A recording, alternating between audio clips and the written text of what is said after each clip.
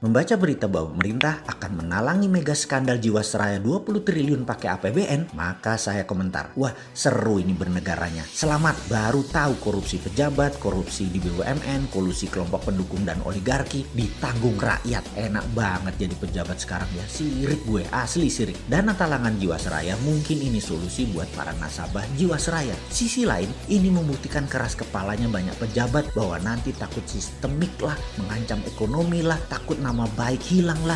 Bos, yang geblek jangan dilindungi atau kalian merupakan bagian dari sistem yang bermasalah. Biarkan yang salah yang menanggung. Kita melihat hal beginian paling gerundel, kuapok lu. Tapi begitu melihat melindungi kesalahan dan kebobrokan pakai APBN, kita berkata, kuapokmu kapan dul?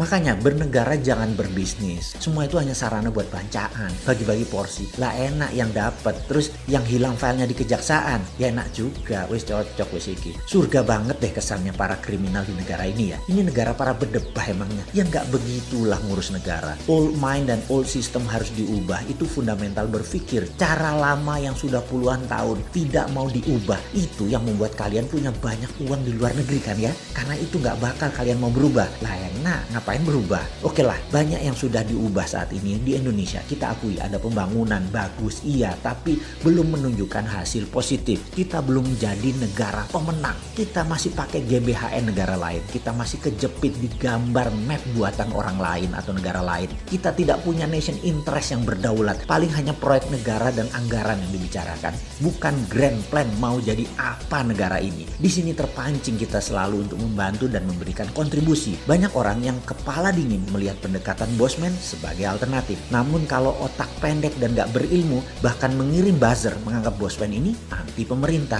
Gak pernah kita ini anti. Kita selalu memberikan masukan agar lebih baik lagi. Memang karena school of thought-nya beda, jadi landasan keilmuannya beda, muscle knowledge-nya beda, terlihat anti. Karena saat ini cara mendoktrinnya adalah apapun yang beda artinya melawan. Ngono ya. Padahal ini semua adalah perilaku alami. Contoh ikan selalu berenang melawan arus, hanya ikan mati yang ikut arus. Begitu cara melihat perbedaan. Lupa, buzzer mah gak peduli sama bangsa negara ya. Pokoknya hanguskan orang yang berbeda dengan pejabat sekarang. Pejabat sekarang selalu benar dan berpikir untuk rakyat. Tidak ada cara yang lebih baik dari cara pejabat sekarang. Titik. Mudah-mudahan gak resesi 2 kuartal berturut-turut. Kalau ternyata 3 kuartal ke depan minus, bahkan 4 kuartal minus, yopo. Gampang, bangun narasi. Narasi pejabat tidak pernah salah. Yang salah orang yang beda pendapat.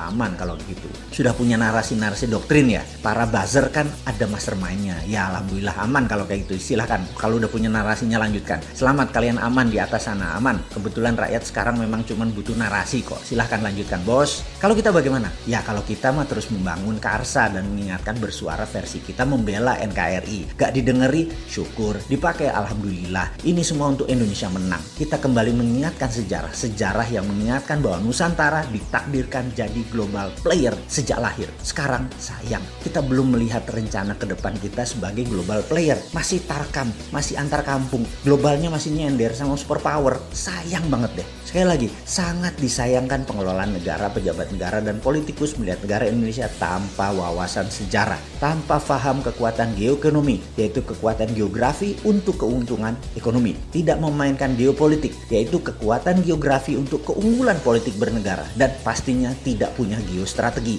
memanfaatkan kekuatan geografi untuk faktor penekan bernegara. Intinya saat ini bagaimana membagi-bagi APBN doang otaknya, membuat peraturan yang sedikit menguntungkan rakyat. Rakyat hanyalah sapi yang diperes-peres susunya tapi nggak dikawin-kawin. Nikahnya pejabat itu setelah menjadi pejabat bukan dengan rakyat tapi dengan oligarki, dengan kelompoknya dan dengan politikus penguasa Senayan. Ngono ya? Oke, rakyat habis digrepek-grepek doang dan herannya rakyat gak kapok-kapok malah memuja-muja pejabat seperti itu. Hero-nya dijunjung. Top dah doktrin dan propagandanya. Top Marco Top. Kagum gua. Udah selesai ngegosip, kita lanjut. Kita menengok sejarah sebentar. Kita tahu doktrin jalur sutra itu seakan-akan jalur hebat. Karena mungkin banyak pejabat sekarang kemakan propaganda film Tiongkok dan berbisnis dengan Tiongkok kedalaman. Sampai budaya dan doktrin gak bisa dibedain. Jalur sutra di abad pertengahan mendadak jalurnya sepi. Kota-kota Eropa Timur dan Asia Barat yang tadinya jalur ekonomi mati hanya kurang dari 50 tahun. 50 tahun dari apa? Dari majunya dunia maritim perkapalan di abad 14 dan 15 sehingga pada perjanjian Zaragoza dunia dibagi oleh dua raja laut, Portugis di sisi timur, Spanyol di sisi barat. Ini kayak kita sekarang Tiongkok Amerika lah kira-kira ya. Spanyol ke Amerika Utara Selatan, Portugis ke India sampai timur jauh yaitu Nusantara. Jalur sutra kalau dengan jalur maritim atau maritim line tersebut beda. Jalur maritim lebih powerful. Jalur sutra musnah tinggal debu sekarang.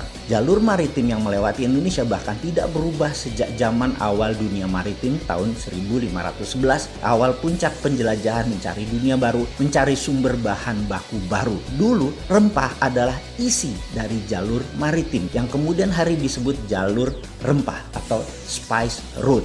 Adalah jalan menuju kemakmuran. Rempah Nusantara telah membawa bangsa Inggris, Belanda, Portugal ke zaman keemasan mereka. Negara Eropa makmur berkelimpahan karena rempah Nusantara. Jadi sedari awal Nusantara memang ditakdirkan menjadi global player dan menjadi pembawa kemakmuran dunia. Ketika komoditas rempah menjadi industri, kebutuhannya rupanya bisa dipenuhi oleh daerah lain di awal abad 20-an. Maka terjadi pergeseran besar di mana bukan yang di permukaan tanah yang menjadi sasaran sekarang, namun yang berada di dalam tanah, yaitu mineral bumi. Perlu diingatkan, di dalam perdagangan rempah dikatakan wilayah Maluku, wilayah Pulau Run misalnya. Jangan bayangkan kekuatan militer yang berkuasa. Sejak awal bulognya Maluku sudah berdiri, namanya Untatang, yang membagi rata petani dan deal dengan pihak asing. Pedagang Arab, pedagang Tiongkok, sampai Portugis Inggris adalah Untatang ini. Baru ketika Belanda kemaruk, greedy dan tamak, mereka membuang 15.000 penduduk wilayah penghasil pala tersebut, tinggal tersisa 1000-an dan ada banyak pembunuhan terjadi.